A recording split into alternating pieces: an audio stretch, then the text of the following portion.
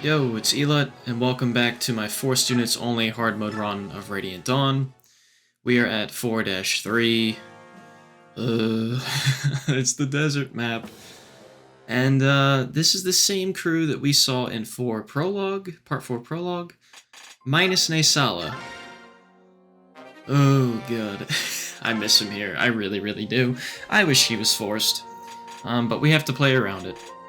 It's not super hard or anything, but it definitely does take longer without him. It's going to be a lot of combining for kills. It is going to take a little bit, so strap in, hopefully you got a snack or a drink or something. Really the things we need are a restore staff on Micaiah, which we just gave her. Sigrun is promoted already, and we bought a Worm Slayer a few chapters back from the bargain shop. I forgot to mention that, but it is in the footage of the video. And then there was also one last chapter, because we bought one in Ike's chapter, there was another one last chapter in case we forgot or something. So you do need that. And then I believe we give Sigrun Vantage and Adept.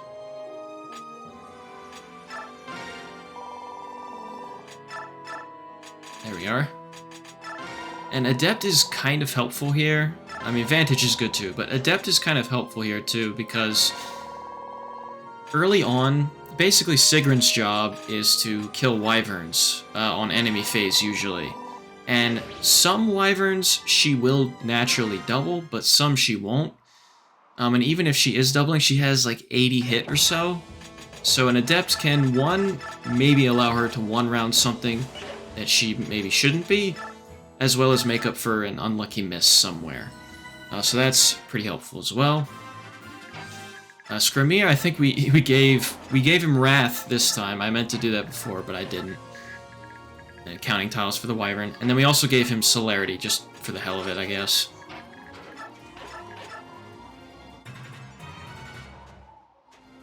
And the reason we brought the Restore Staff is because there is an L Sleep Staff, which is an infinite range Sleep Staff. It only has 2 uses. But they will target Skrimir, so after 2 turns, that will be a non-issue. But you do have to bring that, it makes it a little easier. And that is essentially what we're looking at combat window-wise. I forgot to turn off animations from the Valtome battle, but that's essentially what it looks like. Usually Sigrun will get 2-shot by these wyverns, so it's helpful most of the time to only take 1 per enemy phase if you can help it. But their hit rates are shaky, and she could always proc Vantage and Adept, and, it's not a big deal. So that's 1 sleep out of the way.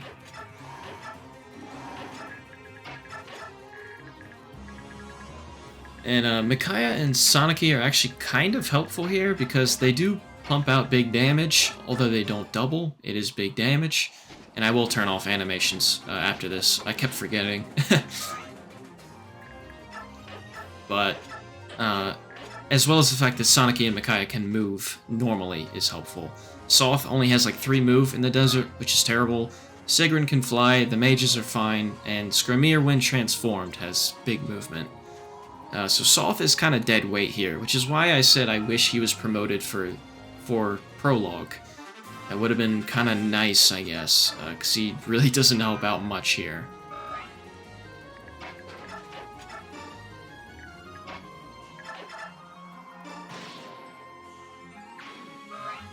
And again, I mentioned this in the other chapter, but the reason Skrimir has Wild Heart is because I was trying to abuse Wrath and Resolve a little more, just something I wanted to try, but again, do I think it's worth it?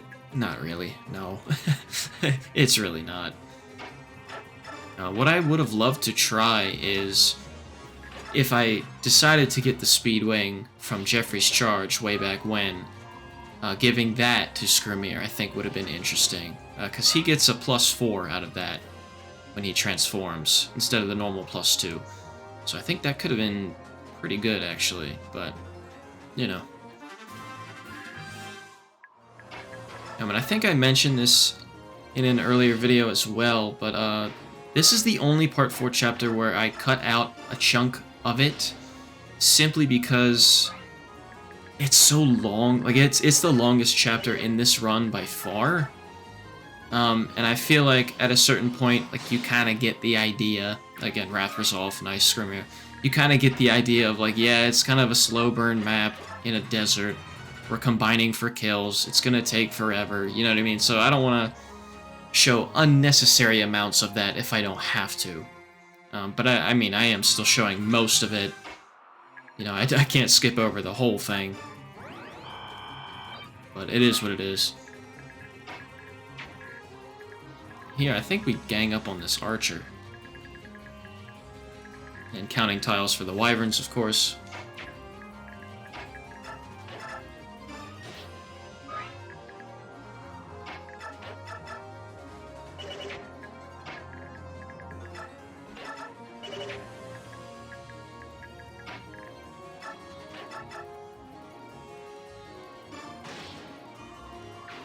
And then here we're going to position Sigrun to the right of Sanaki. And she's going to take out both of these wyverns.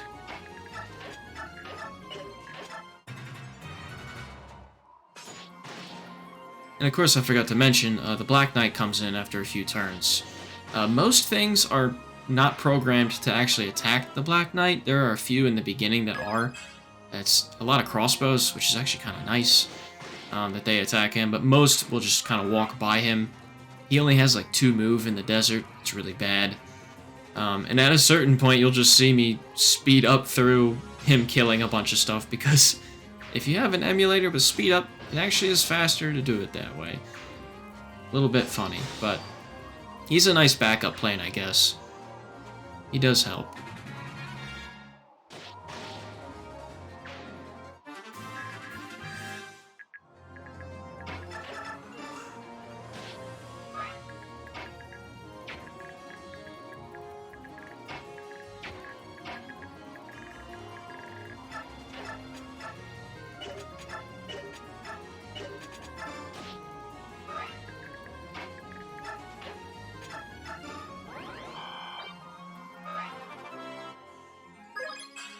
And then, as I said in an earlier video too, Micaiah will cap out in this chapter.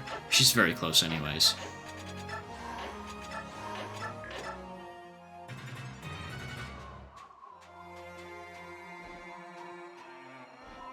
Bunch of wyverns coming up. We make sure to place Sigrun in a tile where she's only taking 1, just to be extra safe.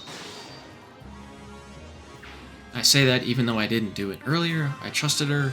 You know, she popped off. But generally speaking, that is a good idea.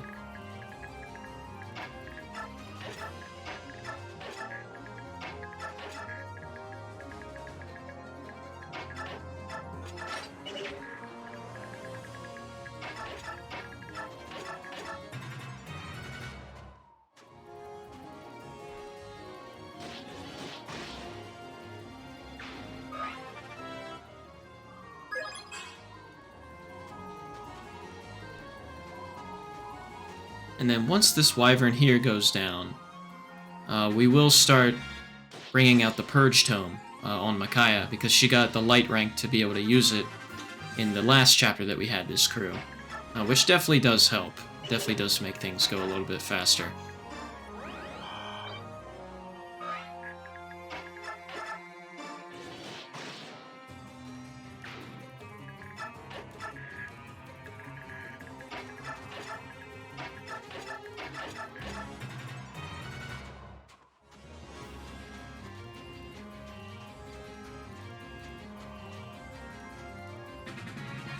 Yeah, see, like right there, that guy could have perfectly attacked the Black Knight, but he chose not to. That is the programming for most of the enemies on this map.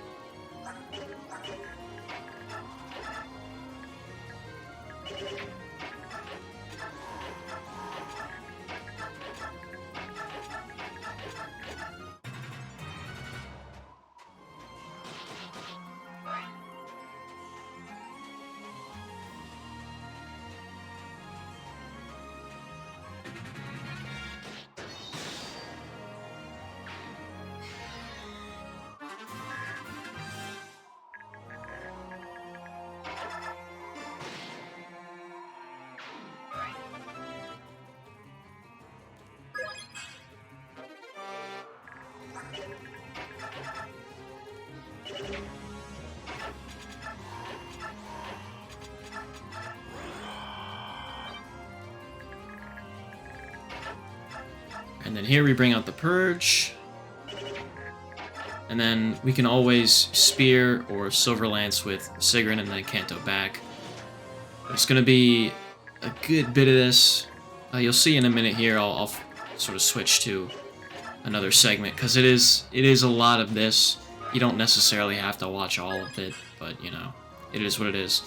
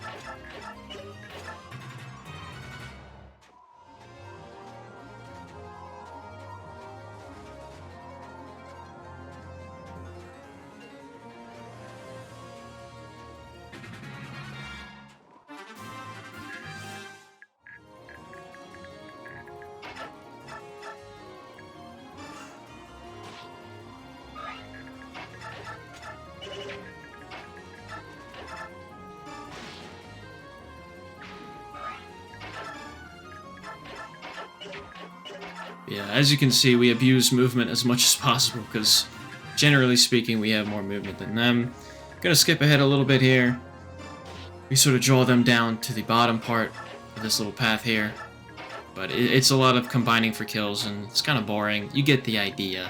I figured I didn't have to, you know, make you slog through the whole thing. But that's the only time I'm gonna do that, I promise.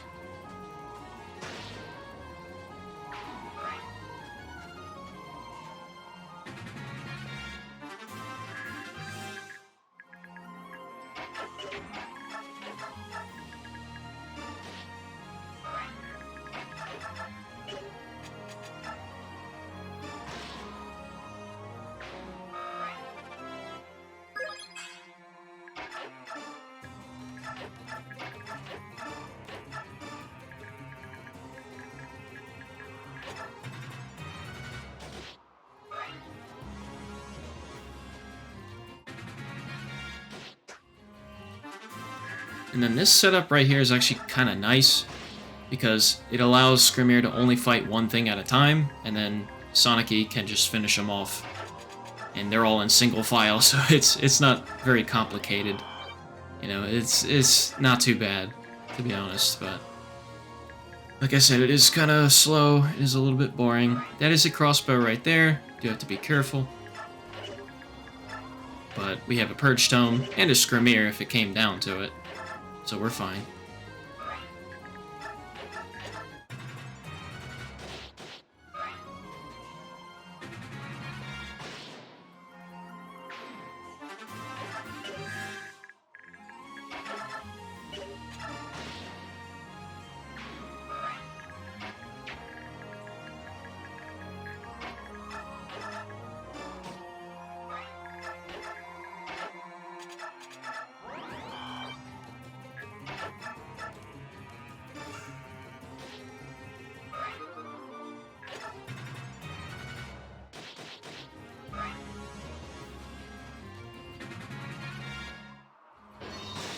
And then the Black Knight's going to start to go to town on all these guys. He will kill everything on this map if he reaches them, except for the boss, oddly enough. I guess it's like the whole story integration of, you know, he won't kill the Senator, but, you know, at that point, man, just kill them all. Like, don't play around. Just kill them.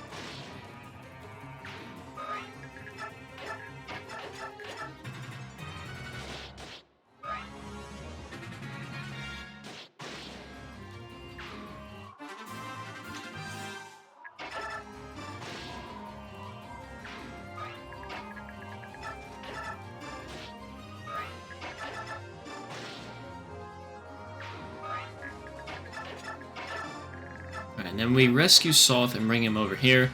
There are a few hidden items that we will get on this map. The first one being the Dragonfoe scroll. I actually forgot which tile it was. I put Sothe on the wrong one. It's actually the one space left and down from where Sothe is right now. And that is an L Silence, which is same properties as the L Sleep, infinite range, but the Black Knight just killed him, so we don't have to worry about the second one. And there I was like, bruh, Sothe, you're trolling, but turns out I was trolling, because that's the wrong tile.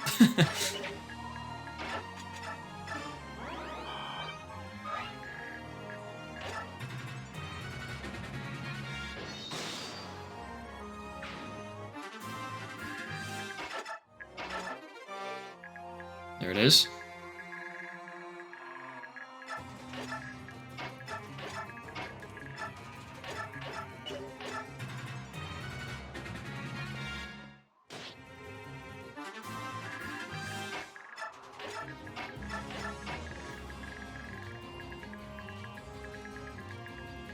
Alright, and then before we can take care of the wyverns down there, we actually do have to draw out this Purge Tome, Purge Bishop over here. And next turn you'll see I'll actually rescue Sanaki with Sigrun, and that causes the Bishop to double her. He only does like 4 damage, so it's not a big deal, but it does help get rid of that a little bit faster.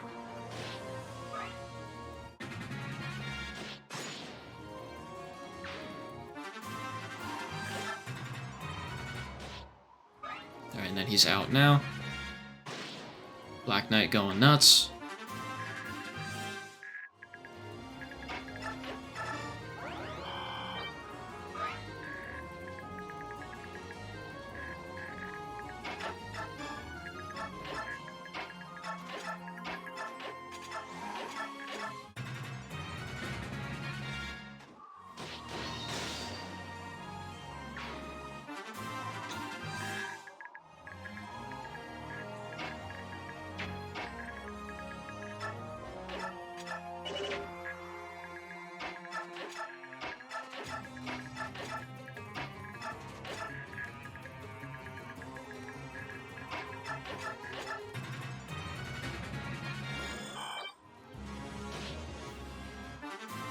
And yeah, it's so weird to watch the Black Knight not double things. It's very strange. It's kind of surreal. But like the Sword Masters and some archers he actually won't double, which is hilarious. He fell off. He fell off, dude.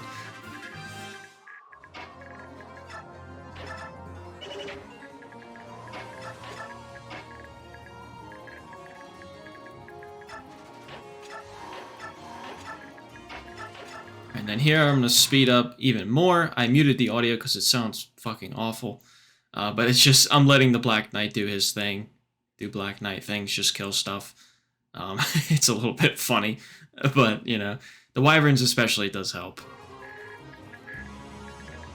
And then, like I said, he won't kill the boss, but he will go for everything else on the map. So here, I believe we're going to enemy phase this Sage here.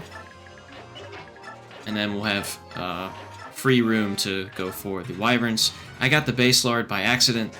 Honestly, that's the SS rank knife, which would go to Sothe, of course. He is forced in the tower, of course, but I don't think I'd deploy him a single time in the tower. He wouldn't accomplish anything, really. Poor guy. I'm sorry, bro. It's just not worth it. And the boss also has a purge.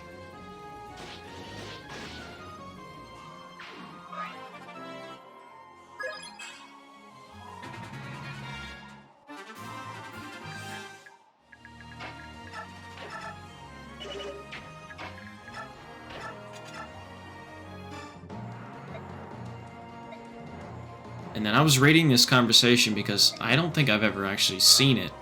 Normally I don't do a whole lot with Sigrun to begin with, so it was kind of cool. Normally I just kind of send Naesala down there and watch him kill everything. You know, who wouldn't?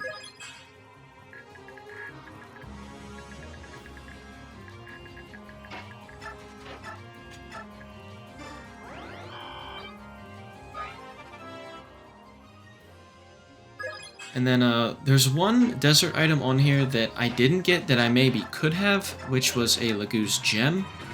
The difference between a Laguz gem and a Laguz stone is that a Laguz stone will instantly transform a Laguz to full gauge, but it will tick down like normal, and eventually you'll have to retransform when the time comes. We slept that wyvern there because there's no reason not to. Makes him a non-threat. But the good thing about a Laguz gem is that it instantly transforms a Laguz like a stone does, but they stay transformed for the entire map. Sort of like form shift, which the Laguz Royals have, which is a skill. That could have been nice, I guess, but we actually don't really need it, because Kurth Naga eventually learns form shift in endgame, and we also get Laguz gems from Nasir and from Gifka's inventory before we go into the tower. So we don't necessarily super need this one. But you know, it's there if you want it.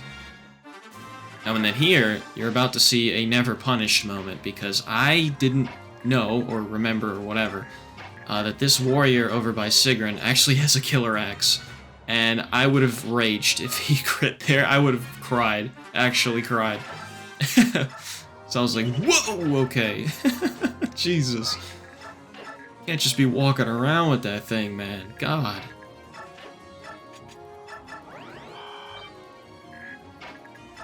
And here we get Stefan, not for any particular reason. I just like Stefan. I figured we'd say hi.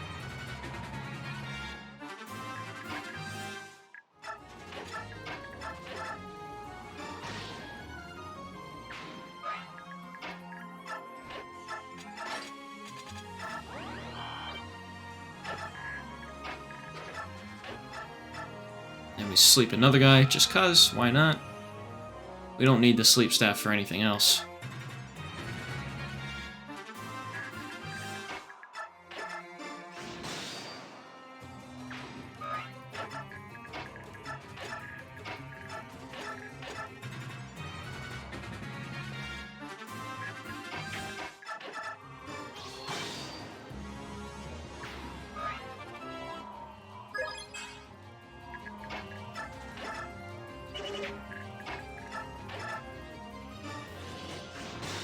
An adept stun, nice.